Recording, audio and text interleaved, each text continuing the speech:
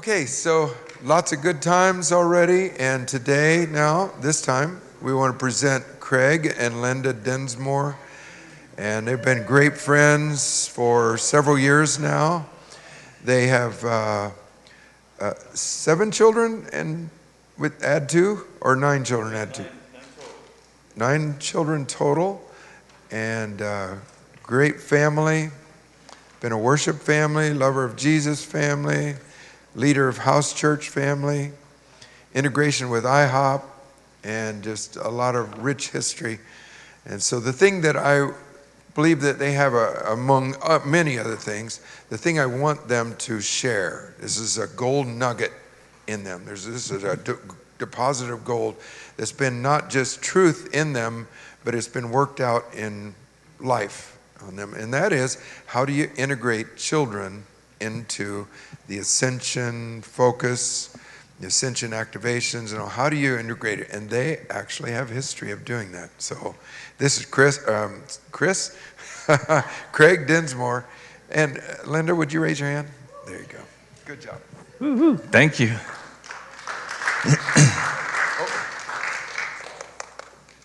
I know I'm going to spill all these. I have a whole bunch of pictures that are going to be fun to show. So in your handouts, I have just a table of contents. It's called Ascension Guide for Leading Kids. And it's like 16 pages long, so we didn't print it out. But there's a tiny URL at the bottom, which is small enough that you can type it in, and it's on a shareable PDF. So if you're interested, you can go get that, and then there's extra pages there with pictures. What's that? What's in the table of contents? So what's in the document is the table of contents just defines, kind of the story of our history, some tips, some activation ideas, and kind of some principles we felt like the Lord showed us to help you. And the whole purpose of the document is just to kind of launch you into doing it in whatever mode that you're in with kids. And then I have a bunch of fun pictures with some examples that are fun to read through that can kind of charge your imagination. And so the whole purpose really is just to kind of kickstart you and give you some courage to go with it. So I'll just give a little of our history. We have, like Mark said, we have 9 kids. We have a batch of biological kids that are between the age of 30 and 22. And then we adopted 2. And so the 2 we have are Lucy, who's with us tonight. She's 13. Yay, Luce. She's our Russian princess. She's from Moscow. And then Samuel, who's not here, he's 12 years old. And so we desired to just get together with some other families and teach our kids more of the Lord in a small group setting. How do we do that? How do we impart more of the Lord into our kids? It's just a common question everybody has. But I've been inspired with some history that I've had with helping kids from hurting places, and some ministry models that we learned with that. And then in the organization I was part of, we were ministering to kids that, very similar to, if you were here earlier, Dirk ministers to kids that are from enough hurting background that they can't actually be placed in a foster care family. They need to be cared for in a facility because they're kind of not safe. So in that organization, we were ministering to those kids in these homes. We had been given entrance with great favor to be their chaplains. And so we learned how to help them engage with Jesus, and through and one of our primary staff on our team was, she's an artist and was into therapy. So she, Bethany Hackman, for those IHOppers that know her, she adopted this method of, hey, we can help kids draw. We can introduce them to Jesus and have them have a conversation with him, and then have them draw and express what they talked about or what they saw. And it was remarkable what the Lord was doing with them, to the point where these kids were saying, hey, we want to go back to the chaplain. We want to go see her more and more. And so they were encountering Jesus, and he's teaching them things, healing their hearts. And so that's something from my past. And I was like, I want that engagement with the Father, engagement with heaven, to be with our kids too. And so the few families we had together in total, I think we had 10 or 11 boys, ages 12 and under, and then just a couple girls. So it was insane. And these are all athletic boys, because these are all boys from the soccer teams that we knew, But the father, the families, the parents are all in the same agreement. We want to do a family time together that brings our kids closer to the Lord, and all of us come together. So we just tried this. We started this out 3 years ago, and what we set out to do was, can we have family time and help kids engage with heaven? And also inspired by Visions Beyond the Veil, which is a pamphlet you can get for free online if you want to write it down. Visions Beyond the Veil, just search for it. Related to Heidi Baker's husband's parents, who are missionaries in China, and I think they were just pretty kind of straight up Baptist evangelical missionaries that had Chinese kids in a group home, and they were doing their daily devotions. And these kids all started going to heaven together, playing instruments together, walking on golden streets, some of them not coming out of it and going to breakfast. And the parents had no grid for this, but that was really inspiring to me. I was like, we can, years ago when I read that, I was like, wow, that's so cool. It would be great if that could happen to me or to us. But as we've been learning, it's like, actually, the scriptures say that we're invited to that. We can purpose into that. And what's so funny about kids is it doesn't take a lot of teaching.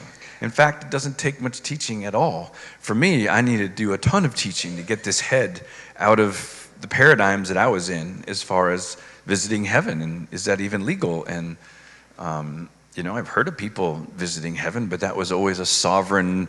I was ripped out of my bed in the middle of the night and dropped back in my bed when it was over. And I'm like, man, I wish that could happen to me. And so with kids, it's just really easy. So we just started out. When we started out, it wasn't easy, because it was insanity to get 12 kids to sit down who were just playing crazy. And so we did similar things to the Goldens. We have a meal. It's very family time, and we fellowship as parents, and the kids are playing, getting all riled up, and then we learned after a while it was probably good to do the sugar at the end of the night, right? We learned some really key spiritual principles. Sugar at the end of the night, and so we simply invited. When we got together, we worship. We'd hand out clipboards. I don't know if you can see these guys up here. They got clipboards. We got a pile of crayons, and we just said, "Hey guys, guess what? We're gonna." And when we started to help them start to see, we didn't just step into heaven. We just started with a simple thing, similar to what John explained, and we would call it. We started it by saying, "Let's just go to a safe place." What's a safe place? Well, that's a place that we really like to go. You can use some language like your favorite place. So let's close our eyes and think about that favorite place. For me, a safe place might be the couch I have quiet times on. It's a really safe place. So I'll close my eyes and imagine that. And now let's ask, why don't you to look around? Where's Jesus? Because the Bible says he's everywhere. And then you can ask him questions. And sometimes in the beginning, we might even lead them with what questions to ask. Simple things like, Lord, do you have anything for me today? Lord, what do you think about me? Something just simple, just to help them with a primer. And that's about it. That's about as long as I could talk to without losing their interest.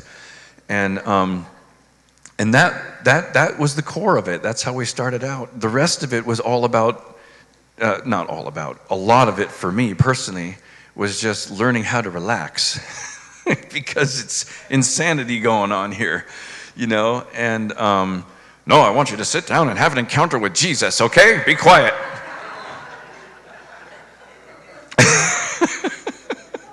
And that's what I had to fight all that stuff back off and just relax. Just relax. Father wants to meet them, and he's going to meet them, all in good timing. And it was remarkable. And so that was kind of our start. And then our goal was governance. That's our goal. How do we learn to walk with Jesus and be who we're supposed to be? And so after a while, kids just, boom, the first note of our worship time, kids already got stuff. So they're going to get in their clipboards and they're starting to draw out what the Lord's showing them. And then we spend a little time. Who would ever like to, nothing's forced, who would like to share their picture? And so, they pick up their picture. This is one of my favorite ones. I don't know if you can see it.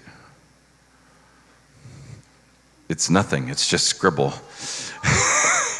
This is probably by like a 3-year-old or something like that. But so everybody's involved. Everybody's involved. And they'll even just stand up and maybe say not a whole lot. But it's treasured. It's treasured because there is something going on with each kid. The Lord's inviting each kid in, so they're expressing. And then there's other ones that, I don't know if you can see that really well, but that's just these doors opened up with lots of colors and glory coming out of it. And so there's some real cool ones that they've seen. Here's one from Judah. He's just a 5-year-old. So he saw God sitting on an amazing throne and all these angels worshiping before him and all these colors around the outside of the throne. So they would share, they'd hold up their picture and then just share. And, in our situation, since it's 90% boys, what they would share is, here's my picture. And so what we had to learn how to do is say, draw them out. And there were just some simple questions as parents. It's like, so that's great. That's great, Judah. What's this down here? Oh, that's me. And what are you doing? Oh, I'm worshiping. And who is that? Well, that's Jesus on the throne. And what's around the throne? Judah, how did you feel? Oh, I felt really good. Did the Lord say anything to you? Oh, yeah. What did he say? And it'll go on and on and on. And it's so fun with kids because then they'll say, and that's it. People are like wiping their eyes. And that's it. That's all I saw. But we learned, and the parents learned too, to draw them out and say, how did you feel? Did you smell anything? What did he look like? What did his eyes look like? Similar to what John explained about learning to see. They see so well. And I think one of the blessings of drawing, and I even encourage it, so all of our parents draw too. We all grab clipboards and have crayons. When you draw, even if you just saw something or felt something or heard something from the Lord, if you begin to draw it, what happens, and one thing I've been learning, because I don't see very well in the Spirit, but what I'm learning is if I keep looking and just wait, just keep looking, the Lord gives me some more. And so when you're drawing, you actually have it actually helps you stay engaged, and you'll get more. And so it's a great exercise for adults. And what I highly encourage are crayons, because one of the primary principles for me in growing in this is unless you become like a little child, you cannot enter the kingdom. And so that's helped me so much. Childlike faith. And I have just, I just keep going on that. Childlike. It's childlike. I can't figure it out. There's no plan. Especially when you find yourself trying and striving towards something of this new, what's out there, this new thing. I don't understand it. And our gut wants to strive, but it's childlike faith. That's how we enter into the kingdom. And so when we find ourselves striving, that's the time to just time out. I just take a time out and I rest in the Lord. And I start recounting, who am I? I am a son. I am redeemed. I have the mind of Christ. I am the temple of the Holy Spirit. Just chill out and start to dwell back on the goodness of God and in the face of Father. And that's been really helpful for me. So crayons, for me, are a great reminder. Childlike faith. Draw with a crayon. And just, you hold a crayon and you smell that, doesn't it kind of bring you back to when you... And so we did grow to the point where the disruptions actually kind of slowed down. And the kids really liked it. They wanted to do it.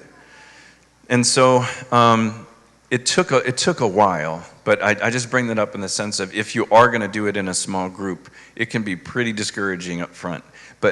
And what I want to encourage you at is don't even try to have expectations up front. Just try it and keep pressing into it. And now, one of our families is a homeschooling family, so this is the model they use for their devotion time. So they get out the crayons and the paper, play a little music, and the kids get downloads from heaven. That's how they start their day. It's pretty cool. So in our time now, and also because of this, in our time, we're looking for how do we walk as sons? We're trying to disciple our kids in that. How do we pray? And so you didn't talk too much about it here, but there's some documents that Mark has on the website. How do we pray? We're changing how we pray. We stand in heaven and we decree what we hear Father say. It's a lot different than being a beggar calling out. And so we're trying to teach our kids that same prayer model. But how do they do that? Well, it's easy when they see stuff. And when they've seen stuff, we just kind of shepherd that around and say, well, what you saw was this, so why don't you say that over this? And one of our sessions I loved, we had one guy, and this is the guy that's like, he's one of the older boys, and I love it because he was, a lot of times the kids will say, well, when we were worshiping, I saw this, and he'll always say, well, before we started worshiping, I saw this. Because they're so used to it now. Anyway, and they're using language that we didn't train them in some of this language. He was like, I saw a throne, and it was mine. I knew it was mine, and I sat down in it, and then I looked to the side, and I saw a portal. And that was his explanation. So he holds his picture up. There was a throne, and I sat down, and I saw a portal. And you're like, okay, we don't talk about portals here. We don't teach about portals. So, John, what's a portal? And he didn't know how to explain it. He says, well, I looked in the portal, and I saw China. And, well, what did you feel about China? Well, I felt like there's a lot of people, blah, blah, blah, blah, blah, blah, blah. So he had his story. Then the other kid shares what he saw, and he saw, I can't remember exactly the details, but it was essentially a struggle between darkness and light, and that the Lord wanted us to proclaim light. And then another kid saw a cross shining so brightly he could barely look at it, and it was surrounded by clouds. And drawing him out, he was encountered by the glory of the Lord, is what happened. Because of course he holds the picture up. It was a bright, shiny cross. So we had to draw him out. What does that mean, bright and shiny? What else did you see? How did you feel? So from those three, we learned, we're like, okay, so how should we pray? The Lord's directed us to look at China. He's talked about how there are some in darkness and some in light, and that there's power in the cross, there's power and glory, and so we're teaching the kids to just decree. So we started decreeing over China that there would be revelation and light, and there would be many coming to Jesus. And so that's just a little fun example of how we wove together. And then as a result, the kids are like, wow, what I do and what I see and hear actually impacts what we do. And as we value every kid's drawing, even if it's scribble, we celebrate it. And try and help them understand what they might have seen. A lot of times they don't understand what they see. And so there's another couple guys that couldn't come to the conference. They were going to come, but they couldn't come. And they've invited me into some Zoom meetings with a bunch of children's home in Myanmar. And so we brought this model to them. And it's so funny. Most people haven't seen the write-up that I did, these 16 pages, but in Myanmar, he's going to translate it into Burmese and send it around to all the pastors in Burma. So it's going to be a Burmese thing, And so he went through it, and so now we have a few orphanages that take out all their paper, all their pens, and then the whole time is filled with kids in a line with their pictures.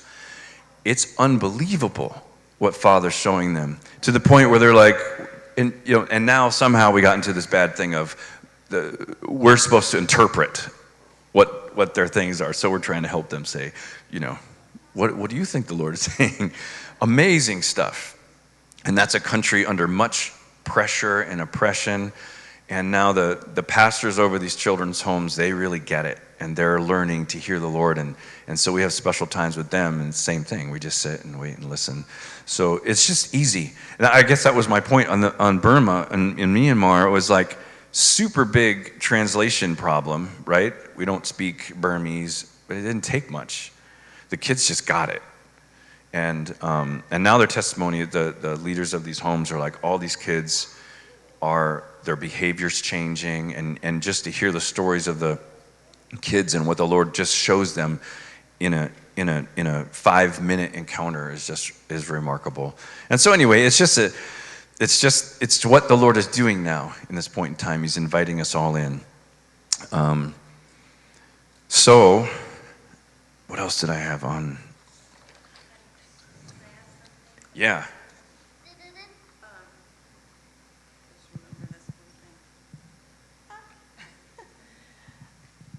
When they first started meeting with the orphanages, I got to sit in on a couple of them. And before they started doing the drawing things, you would try to get the kids to go to heaven, and they were.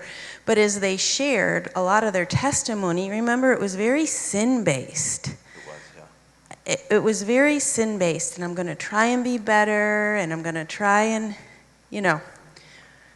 be better. There was just a lot of that. And since they've done the pictures, it's more sonship-based, the testimonies. Like, not like, I'm gonna try harder, I'm going to be better. It's like who they are is. So that's a good point. Going to heaven testimony.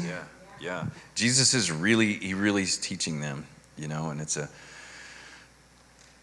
one encounter with him is like, 10,000 counseling hours, on the earth, because so much gets transferred just in the spirit and how Jesus likes to do it. So,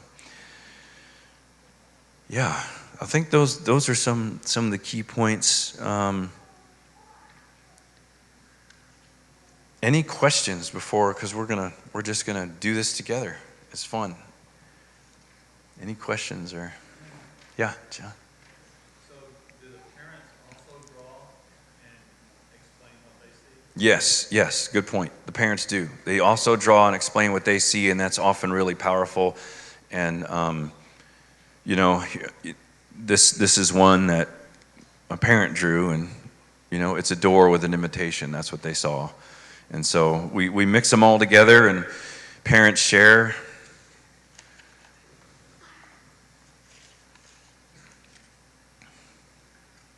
Yeah, Mary.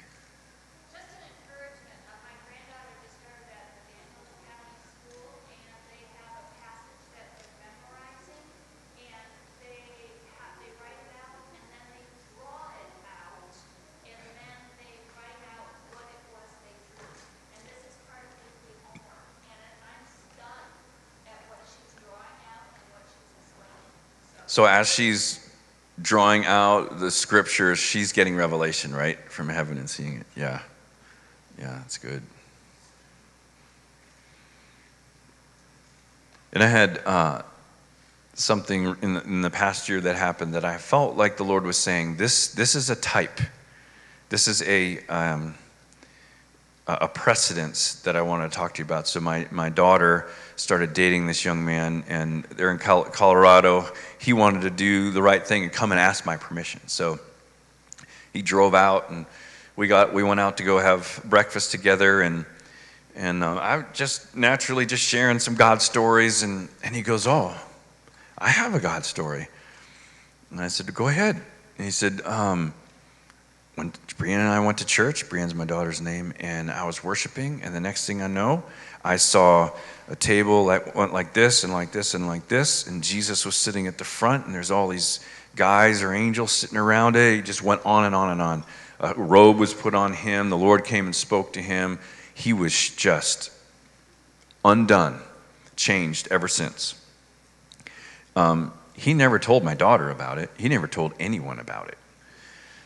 He had no grid for what had happened. But because I had been sharing my God stories, he was like, oh, that's what happened to me. And that's continued for him. He keeps going to this one place, and we talk about it all the time. And he's like, yeah, there's an island there, and I haven't really gone to the island yet, but I take walks with the Lord along the side. And what I felt like was the type was you talk about this new age evangelism, this new, how is that going to look? I think that's what the Lord's doing. He's just drawing people up.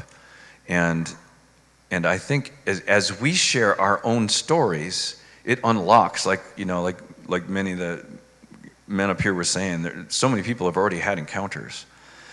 But there's no grid for how do we live that out. There's no grid for, well, that was a cool encounter, but I don't know what else to do with that. But as we share our stories and draw them in, there's a place for them to grow and mature in it. And so how much better is that we can do it with our kids. But anyway, it's a type. I think that's just what the Lord is doing. He's drawing us up, drawing people up. And so how much more is he longing for our kids to see that and to see the things in heaven. And we've learned tons from just hearing our kids get so encouraged from what the Lord's showing them too. Celeste.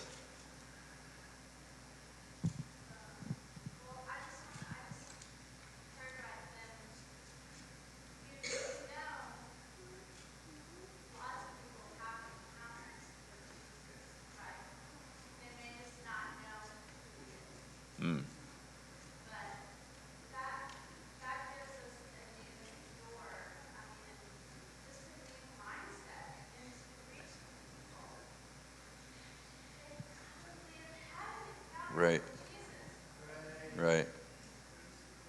It's good.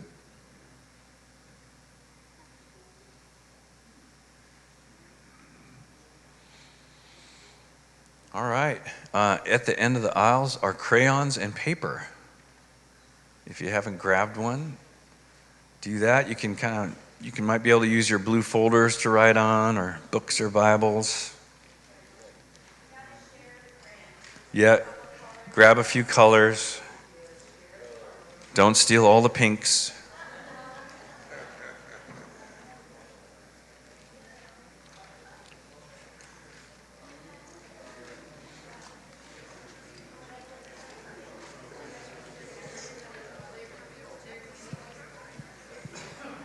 Oh.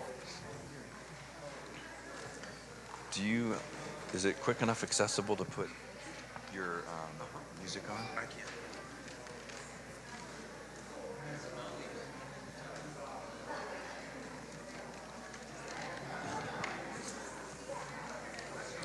All right, we're gonna play some music.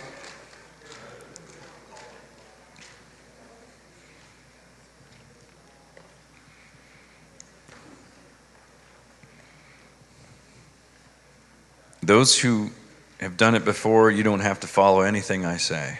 You just go wherever you go. You just step in and let the Lord show you. Those who are new, I'm just going to do a little activation. To think about, like I talked about before, I want you to think of a safe place. What's a happy place for you? A place that you know. And it's best if you just close your eyes, relax, get as comfortable as possible. If you need to get out of your chair and lay down, whatever you'd like to do. Breathe, rest, inhale, hold it in, exhale, get your body just chilled down. It's going to be fun. And if you close your eyes, we're going to go to that place, wherever that is, the safe place, and begin to just look at the safe place. Look around. Notice where things are at.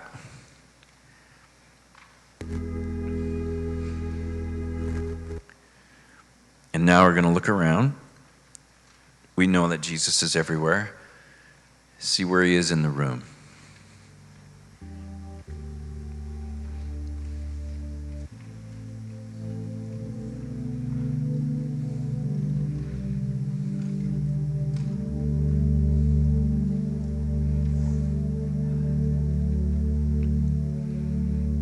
And so if you kids drawing, if you haven't done it yet, if you just started drawing a picture, that's okay. But I want you to take a little pause, if you haven't done it yet, and close your eyes. And I want you to just look for Jesus.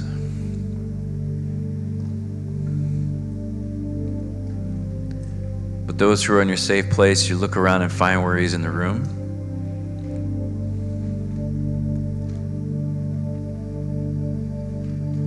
And if you don't have a question just that pops in your own heart or something that he's already saying, you can just ask him, what do you want to show me today?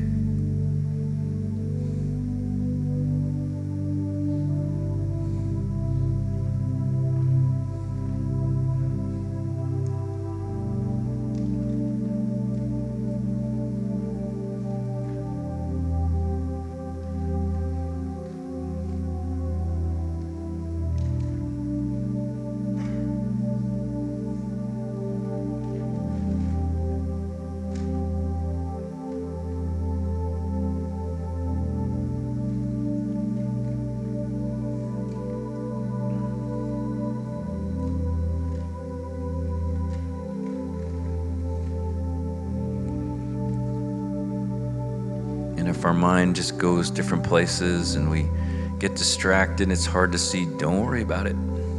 Just go back to that safe place. If it's a chair, if it's a bed, if it's a place near a lake, whatever, just go back. Look around again. Jesus is outside of time, and he doesn't mind. You just pick up where you left off.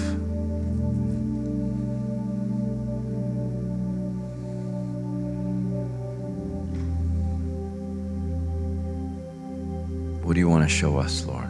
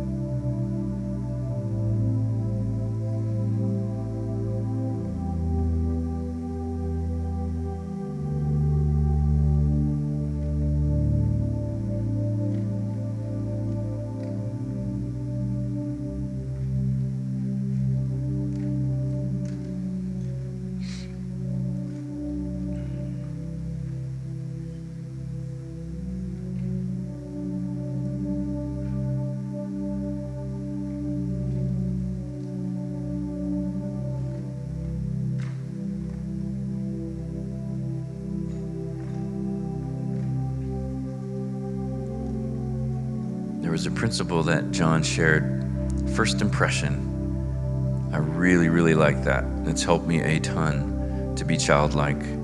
First impression. Try not to let your mind take over from your spirit. That's one of those examples for me where my mind takes over from my spirit. I start to rationalize, trying to figure it out, trying to say, no. First impressions, childlike. This is what the Lord wanted to show me. Just draw it, go with it, and see what he says, even as you're drawing.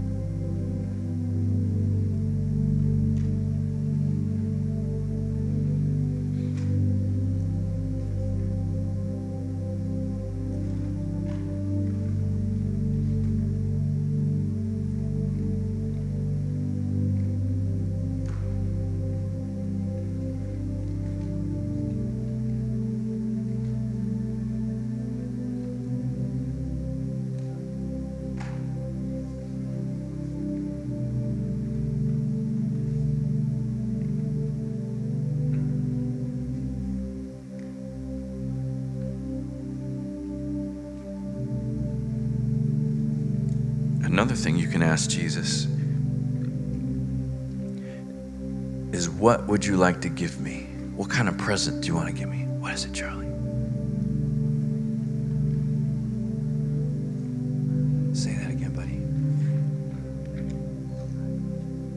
rainbow heart. You want to give that to me? Wow. Thank you. You want to give it to me now? Thank you.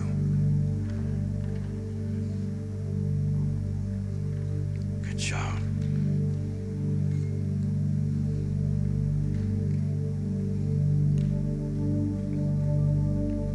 You're going to give me that too? Thank you.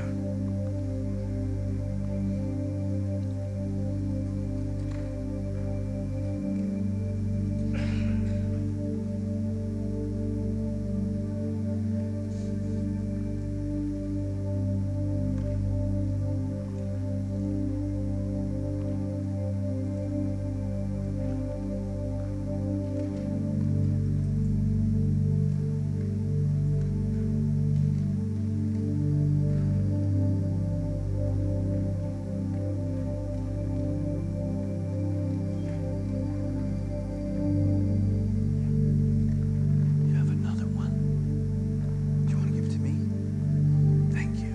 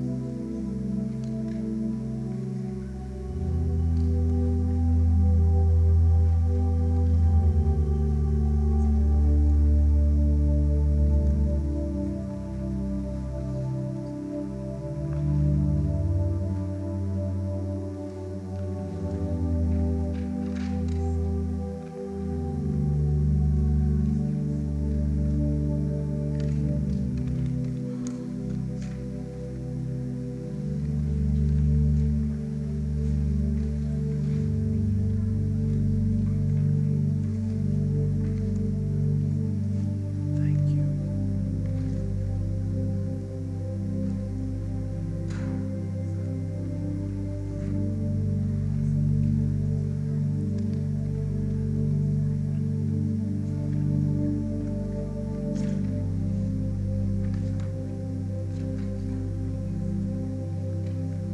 What do you got, Asher?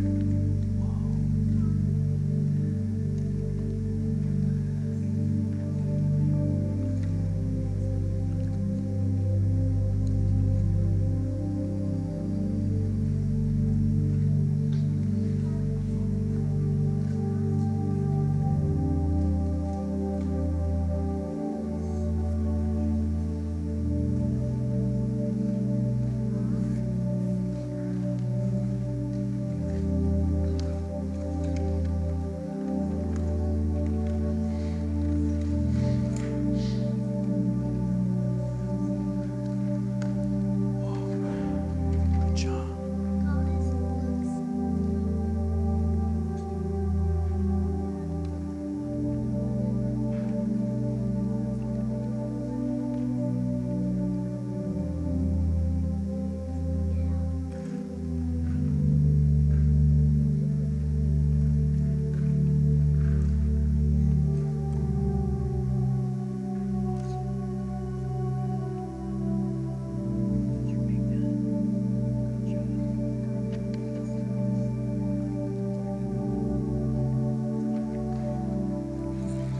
All right.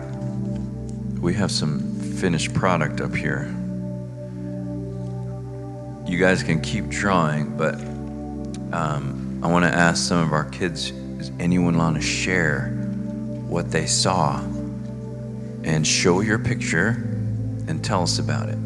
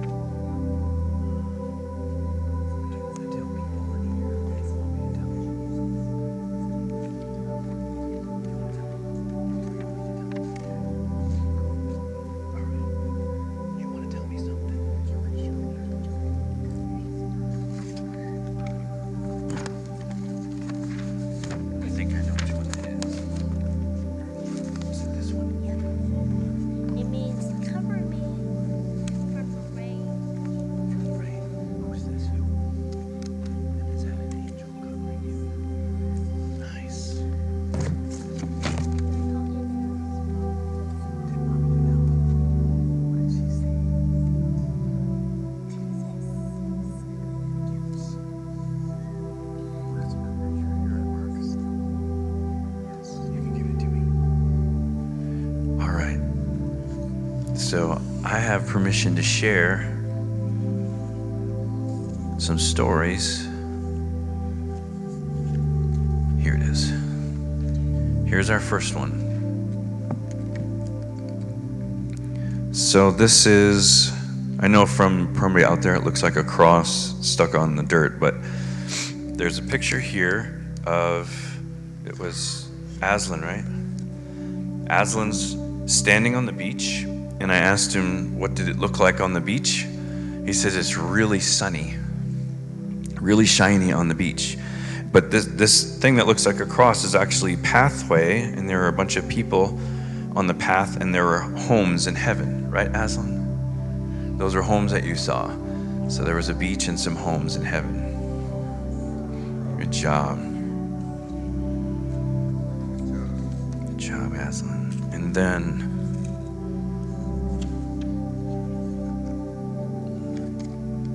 oh yeah, you gave it to me. Oops. This one is a golden road in heaven. There were angels that he saw on the golden road, and you saw Jesus standing at the door. Who else did you see? Angels and Jesus standing at the door, and at the top is Golden Palace, right? Golden Palace. That's pretty cool. What did you think about that when you saw that?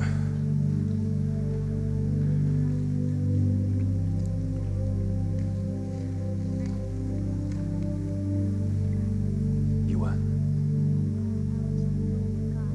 You thought you were with God. And did it feel like you were with God when you were there?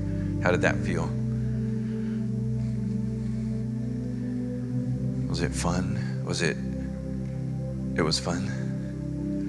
Awesome. Elsa, do you want to tell me about that? What do you want to tell? They're singing.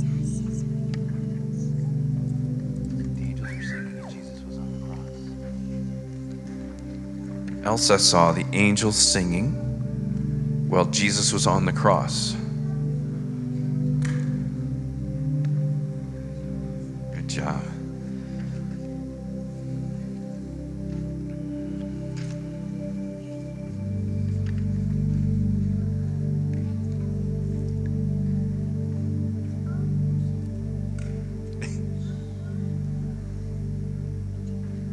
Luce, did you want to share anything?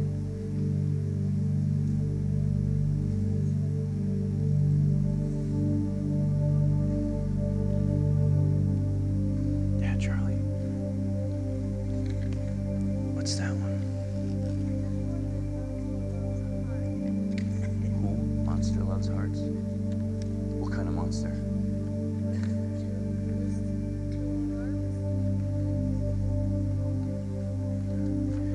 This one's about a monster that loves hearts. The monster has 2 arms. Now, this reminds me of many that we got of ninja warriors fighting each other too. We used to get a lot of those.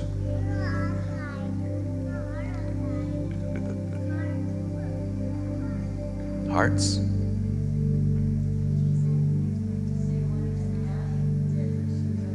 Where's that paper? Oh. What she told me when she did it. Oh, yeah. This one, she drew. I couldn't understand what she was saying on this. She was telling me she knew what she saw. But she drew this here and she drew this here, and she said they were bad guys. And I said, oh, they're bad guys, huh? And the next thing she drew was this smiling face. And I just thought it was interesting. The smiling face was over the bad guys. So the smiling face is here, and that's smiling face, but it was over the bad guys. So that was from the little child will lead us. Yeah. Asher, you got a bunch in here too. Which one do you want to tell me about, Asher? Okay, what do you want to tell me?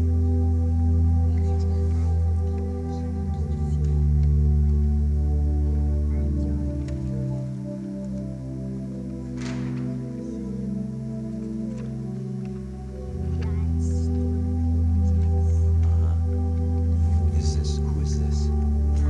That's God. And what's he doing?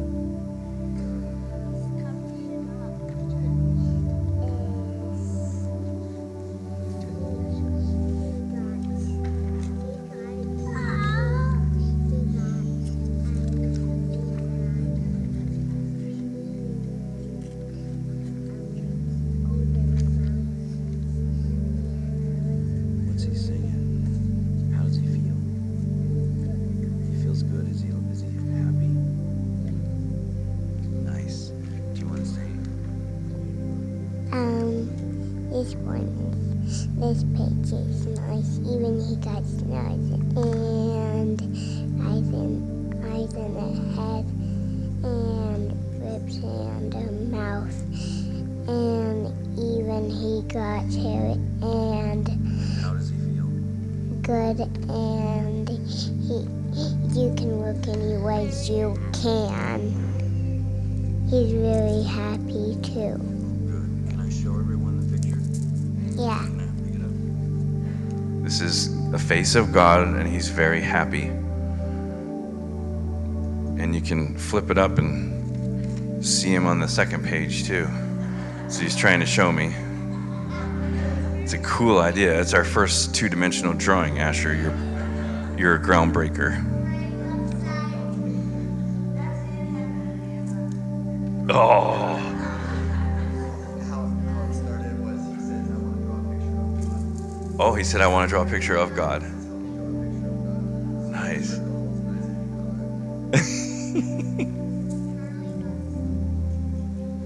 What else you got, Charlie? You want to talk in here? So, Bill's like a flower. Say it again. Say it again. Was it Buzz?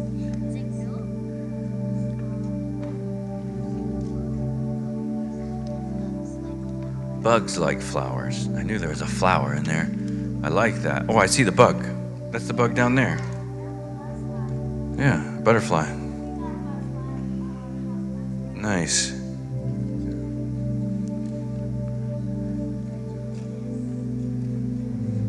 All right, how about some big kids? Any big kids want to share?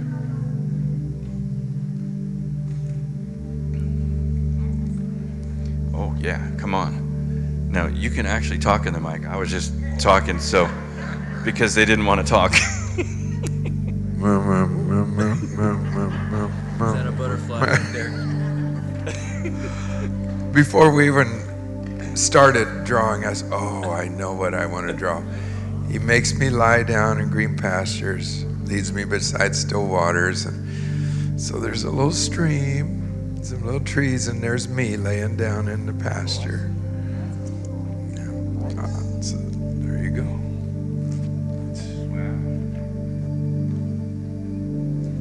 Well drawn too. It's like, Lydia, I see where you get a little bit of the art from.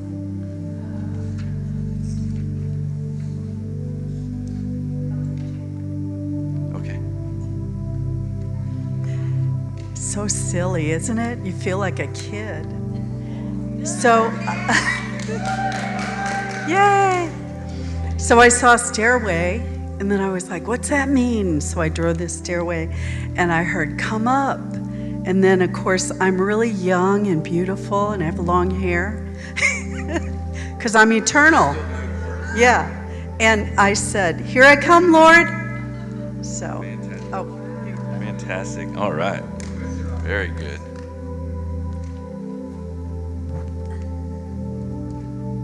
This wonderful drawing of Jesus and me snuggling on a couch. He's got his arm around me. It is a good drawing. It's really good. It's like an icon you could put on like a family ministry page or something.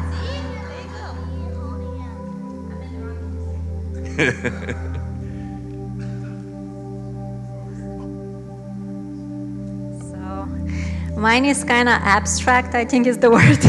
So it's like beyond the earthly form that we would think of as form, because it's more like shapes and stuff that I'm seeing when I'm with the Lord. And so there is lots of light, there is lots of yellow, so it's the light. And then this here is the seven spirits right here with the colors of the rainbow. And then there is a cross that is like piercing into the earth, right? Because the above the line, and below the line thing. And then there is like ripple effect circles here that are going up. And there is lots of mirroring and lots of just light vibrating in the picture that the Lord gave me. And so like there's like two hearts mirroring here, then there is one heart, so two hearts become one, and so there are two birds here, and there's the infinity symbol. And yeah, so, and this one also here, I guess, so I'm just like, just let my hand basically do the flowing as I'm drawing it. So this one looked like a DNA right here too. Yeah, and then something else. Here it almost looks like, those weights that people lift. That's what it looks like, but I don't know exactly what it is, honestly. And then the Lord had me draw a circle around it, but it again has that mirroring effect there. And this almost like looks like the things that, how do you call this? Like, that the people put on their shirts. Yeah, kind of looks like it. The ribbon. It looks like a ribbon. So really this is for you to just kind of look at and draw what the Lord is going to show you from it. And then he also had me put black lines here, because sometimes we look at black as a bad color, but it's not, because it's the darkness of the mysteries of Yahweh. Yep. Wow, it's like prophetic drawing. That's really good. Thank you. This is a second grade drawing. I ran across some of my old drawings from second grade, and it looks just very similar to this.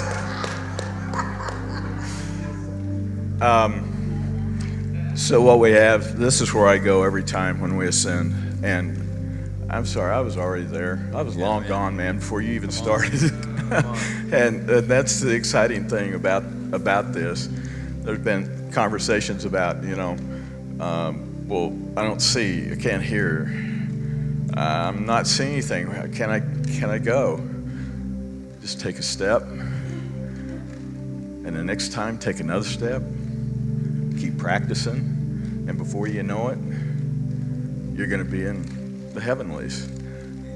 I always go to the garden. And I don't know, farm kid, so maybe that's that's where I'm supposed to be right now. I want to see more. I want to see my house.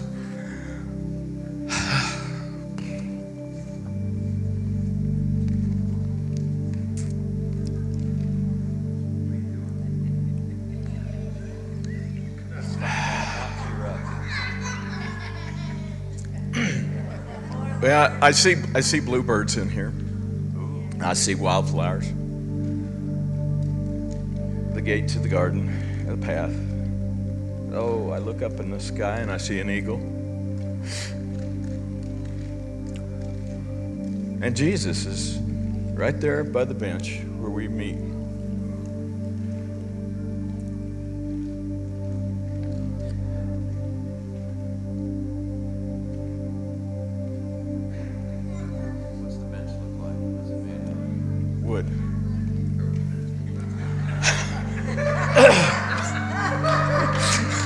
So beautiful.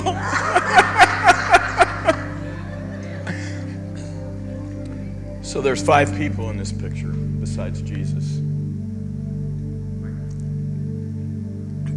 Sorry. And I didn't realize, but when I drew myself, I'm small. And what I realized was that represents my youth.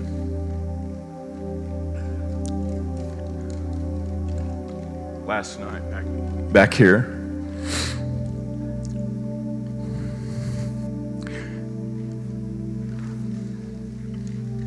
I had a conversation with Jerry.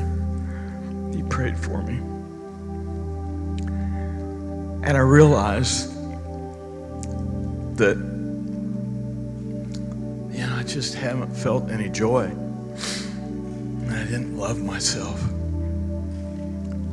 And I didn't really have an identity. I guess I don't need to see you. I'm having a hard time seeing.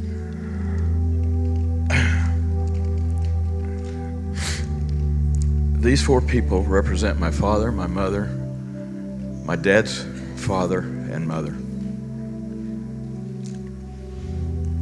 After the first worship song, when we moved into the second song, I just closed my eyes and sat down. And I ascended. And I was with Jesus, and he says, I have somebody that wants to talk to you.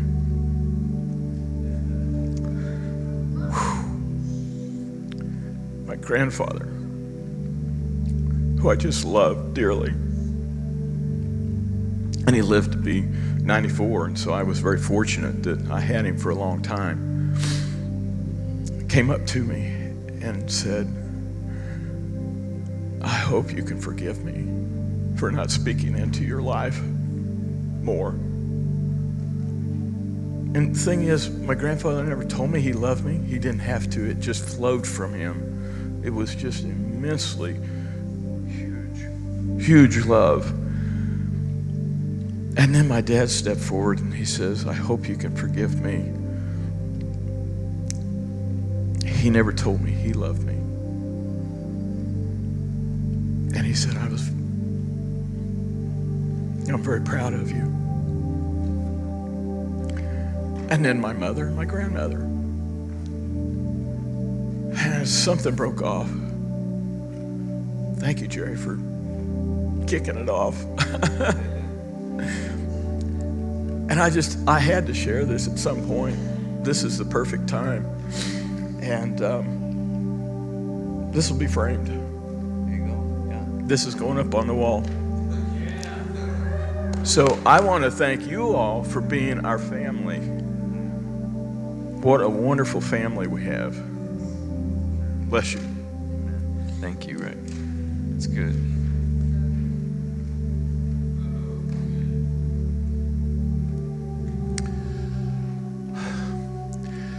my pictures of my favorite spot to spend time with the Lord, down at Moonlight Beach.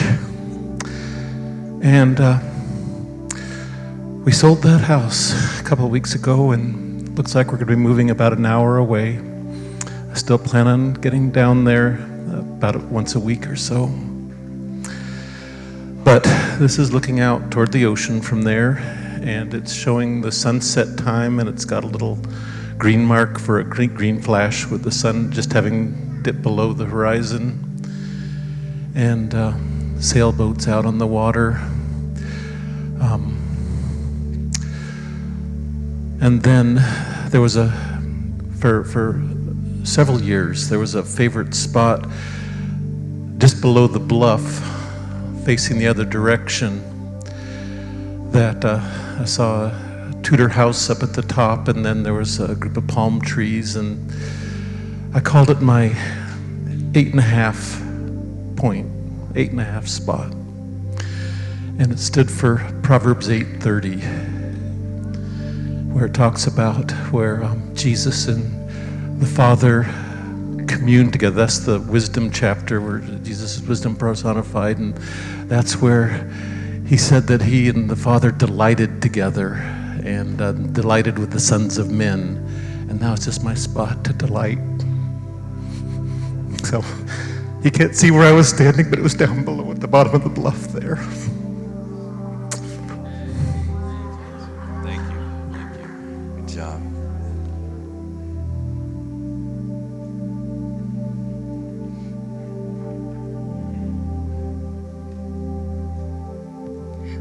I wasn't planning to sharing, but I know if I share, my husband gonna share.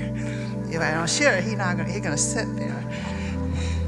So I was half asleep, kind of doze off, and suddenly a light shined in front of me, and I saw a picture, so I drawn it down. And this is a book, so I didn't see Jesus, but there's a Jesus. He just opened a book in front of me, and I don't know what that means, but second pictures, I saw a Jesus sitting by a desk, and there's a squirrel, and he's writing a lot of stuff. And he wrote in Chinese. Yes, he's writing Chinese. Thank you. That's a good interpretation. And the Lord told me the first picture is he's telling me,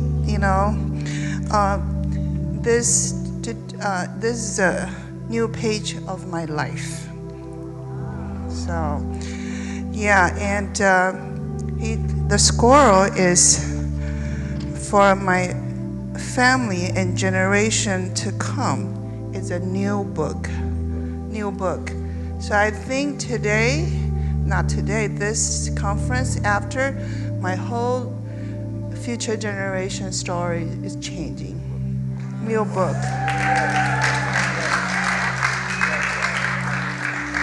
Now I want my husband to come and share his picture.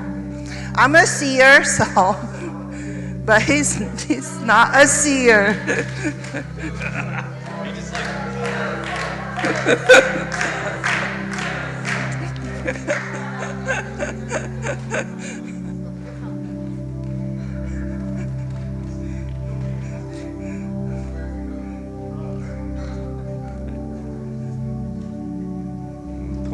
Tell you the joke first. And these 3 days, my wife always like that. Wake up.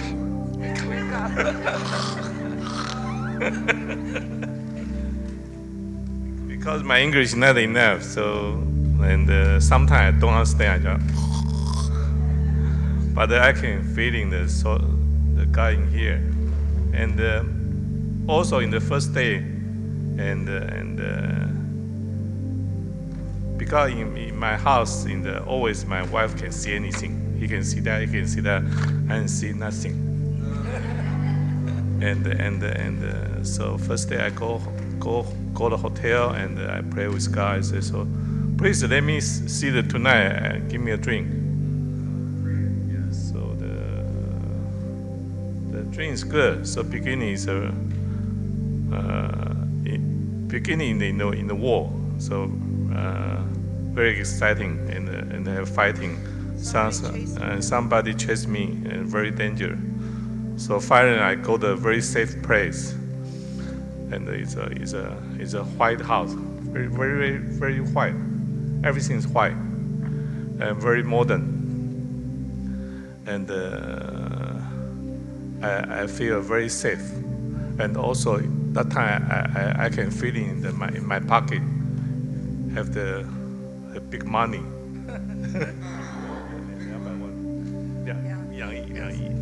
$200 million in his pocket. I can feel it. Yeah, I can feel it. This me.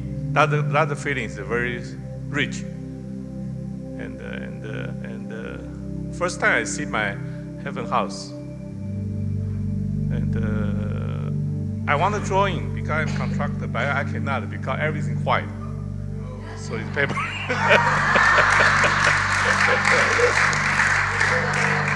And I confirmed with my wife, and my wife told me it's a modern house. I said yes, it's a modern house. Everything's white, white color. He showed me the picture, like there's a door. I don't think, but you can see it, Greg. He did draw something. It's a door here, so on the left side is all like a shining cross. And here is his house. So he said he doesn't know how to draw. I saw his house a couple of times, actually many times, but I never tell him what it look like. So I asked him, is it modern? He said, yes. I said, kind of square. He said, yes. I said, it's white. He said, yes. Wow. No roof, only square. Yeah, kind of square. Very modern. And my house is right next to him. It's a little country house, Spanish style.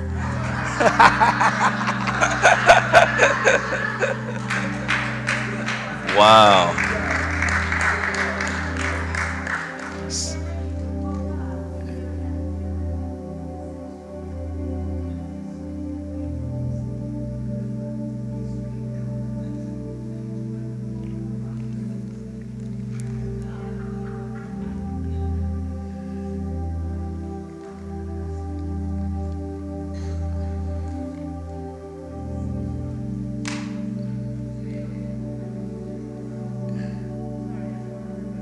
That's good.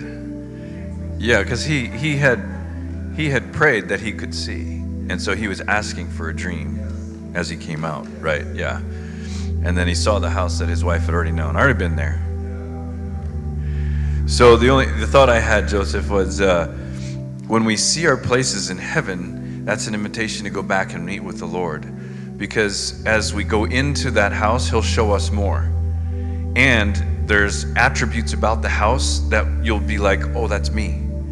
And it blows your mind that He knows you so well that there'll be things designed in there that's exactly about you. And it's just, so keep going back. Yeah.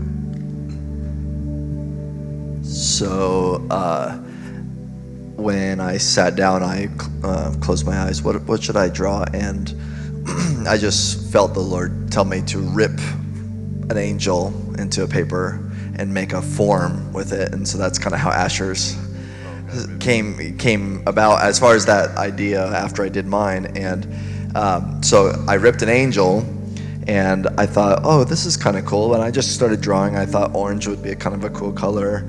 And then I felt led on the next page to draw. It's actually not the angel. It's not an angel, but it was in the shape of an angel at first.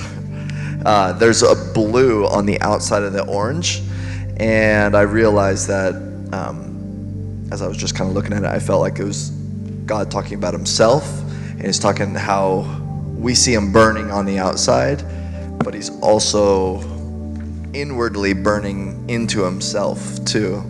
And I saw myself in that burning, that I was inside of Him, and He was burning in towards me, inside of Him burning. It was just really cool. So as I looked at it, I was like, oh, that's kind of cool. So anyway, there you go.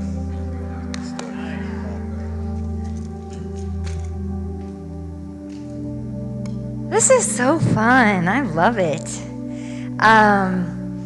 So I throughout this, some people say they haven't seen anything, and I was a little child, I was seeing things, and I didn't even have a language for it or really understand a lot of it until about 10 years ago, when I was given permission to say that dream world that I lived in was actually God speaking to me. And so I've started paying a lot more attention to it.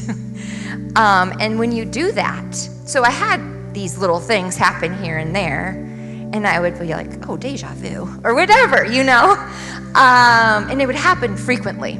But when I started realizing it was God, and I started really paying attention, he started taking me to more and more and more and more places, and it has become deeper and deeper. And I used to see only when I was sleeping or really drowsy, but now I can see with my eyes open, kind of like a hologram type in front of me. I've not seen something in front of me, but I feel like I'm growing, and so I just want to encourage you, because even though I was seeing, there's more to it. It grows. So this actually, he took me on a really big journey to get here.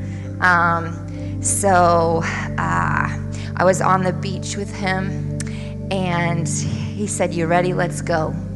And we dove into this vast ocean, and I was submerged in the ocean of him, the ocean of who he is. And I was embodied by him.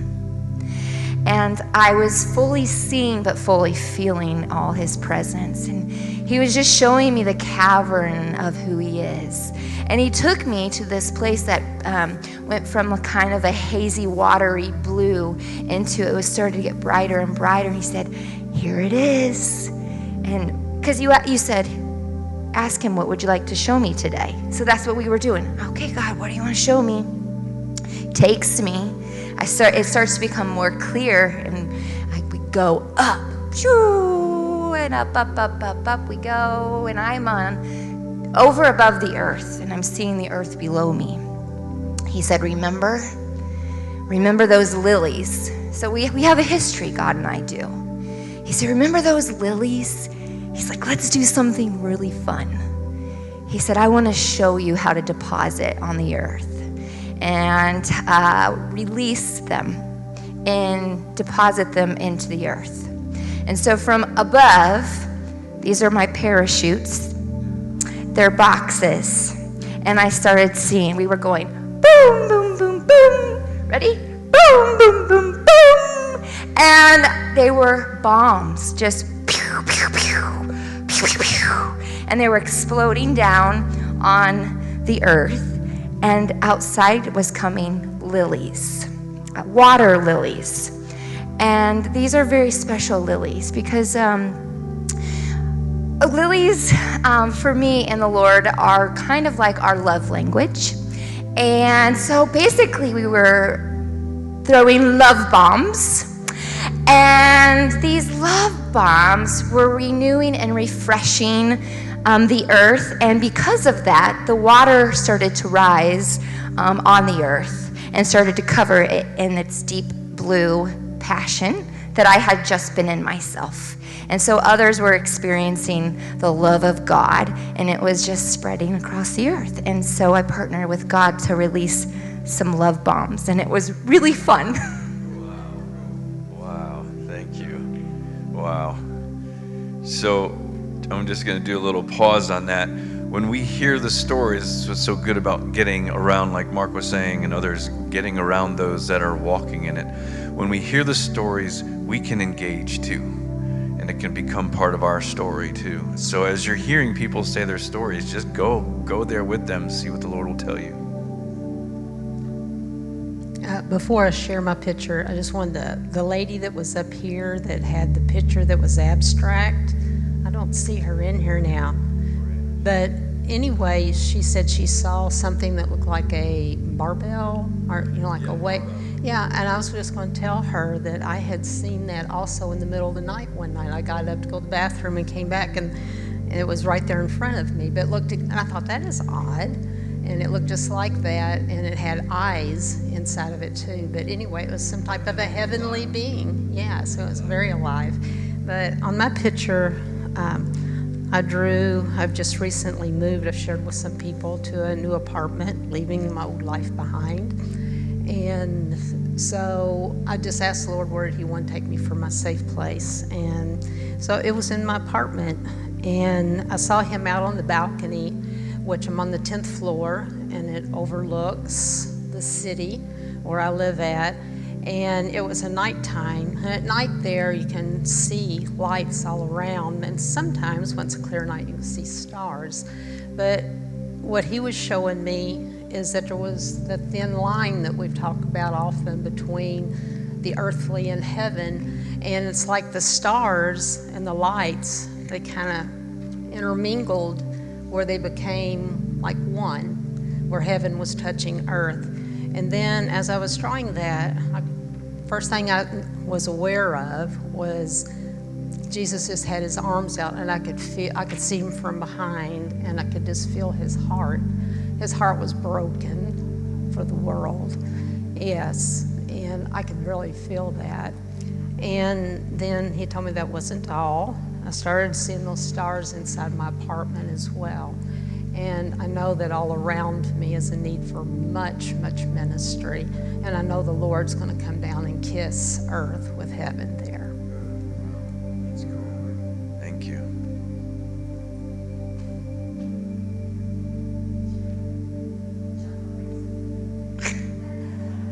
Come on, slug it out. A little preface. We've been doing this for a couple of years, and I never draw because I'm not that. You have drawn? No, not really. But we went camping. Craig and I got to go away a couple weeks ago, and we went to Colorado, and we went camping. And one morning when Craig went fishing, right above our campsite was this cliff, and while he was off fishing, I sat up there and I just had an incredible time with the Lord, just sitting up there. I was sitting up there, and I was just taking in all the beauty of nature, and fall is my favorite, and I was just crying, and I was like, God, this is so beautiful. I'm sorry, I just love this so much. And He's like, I know you do. And it's okay. So I decided to go there for my safe place. So I tried to recreate the picture. And part of this is for me, and part of this is for us. So I just started drawing like what I remembered. It wasn't like inspired or anything. So I drew the cliff, the ledge I was sitting on, and the river Craig was fishing in, and I drew the fish. And then this part was really precious to me. I drew myself in pink sitting there, and then the Lord just had me draw Him, and I thought I was going to draw Him next to me, and the way it came out is it was like He was sitting behind me, just holding me on the cliff, enjoying it with me, and that just meant the world to me. I didn't mean it to come out that way, so it just blessed my heart. And so when I drew all these little trout, because my husband likes to fly fish, I drew all these little brown trouts going in one direction. And what hit me was I drew all of those trouts going that way, away from me. And then I thought of, I think this was the Holy Spirit too, the Chosen. For those of you who have seen The Chosen, those turquoise fish that are going the other way.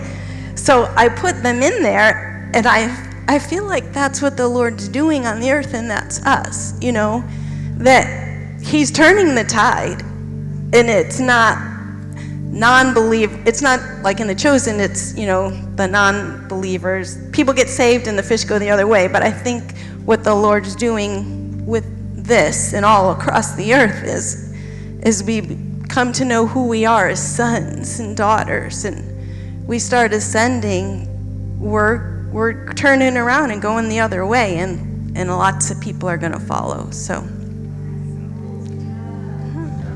Good job. So the brown trout I shouldn't catch, I should go for the blue trout. Yes. Okay.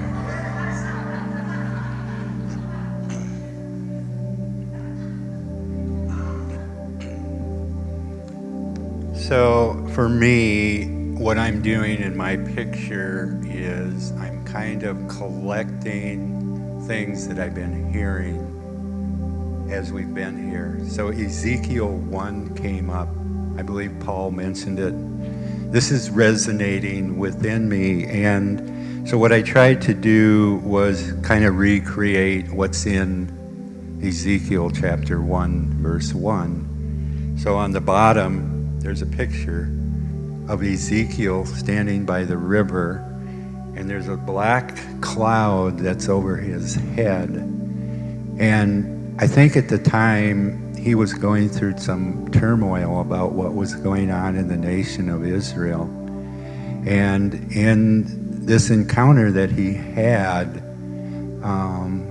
he was expecting to be a priest, but God turned him into a prophet and opened up the heavens. And that's what's in Ezekiel chapter 1, is this radical vision coming out of the north, coming out of Mount Zion in a whirlwind. And I think, if I recall, we had somebody talk about a whirlwind the other night, so that is relevant.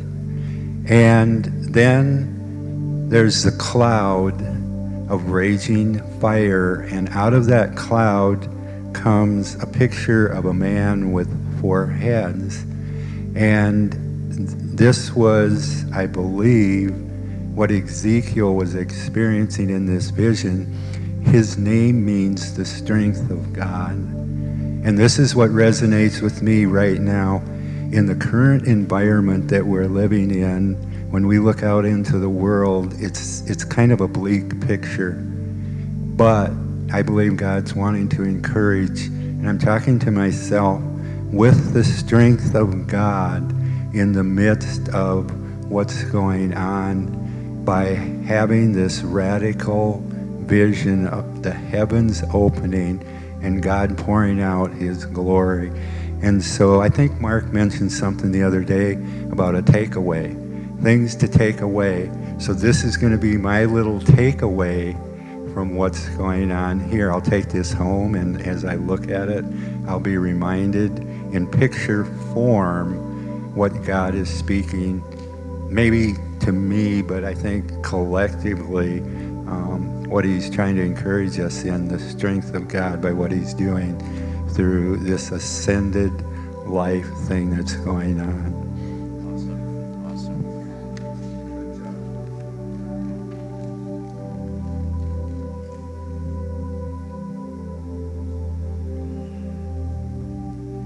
Well, this is kind of similar to Chuck's, because first I just drew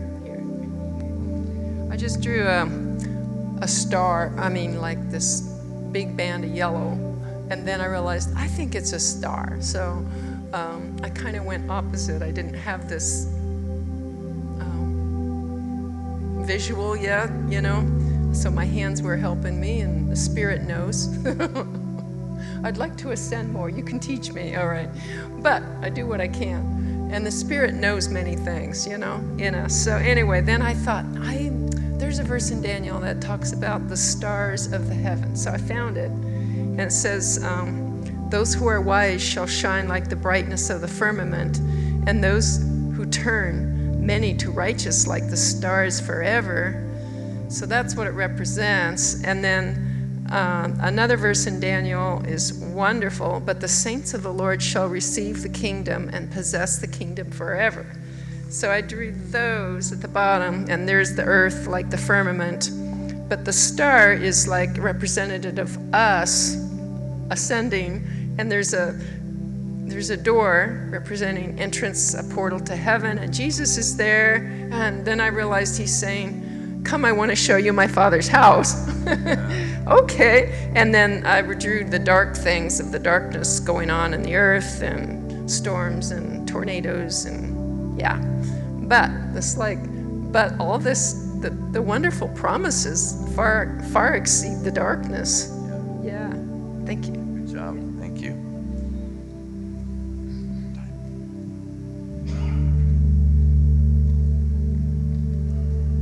Wow, wow, wow. How'd you do? I think that's a kind of rhetorical question. What I found interesting is that we went down the children's route first, focusing on the children, but the cool thing was how the distillation of powerful revelations and deposits that have been put in us over time and over the weekend and over life, when it gets distilled down onto a piece of paper, it's like, oh my gosh, and how many tears were there today in the sharing? And what did we say earlier that tears were? It's the evidence that our spirit man and God's spirit have come into synergism. There's this fitting together. And I believe even depicting those pictures on that paper is like our hearts saying, oh my gosh, that's really what I am. And the Spirit of God says, yes, yes, yes. It's our spirit bearing witness with His Spirit. And there's something of an Abba comes up out of the deepest places. So isn't it fascinating that something just so simple like this can reveal treasures in us? Gold treasures? Maybe John and Marie Golden treasures? Anyway, Craig and Linda, thank you. That was just super, super, super good. Super good.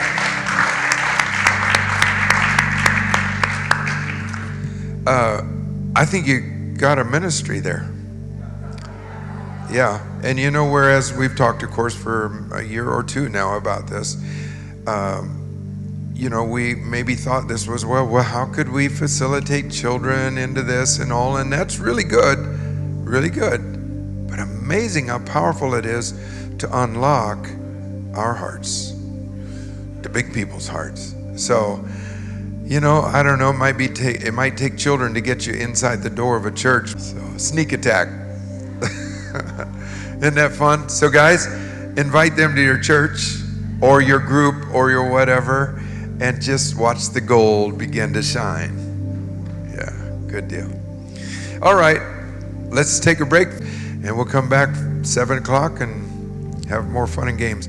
Lord bless you.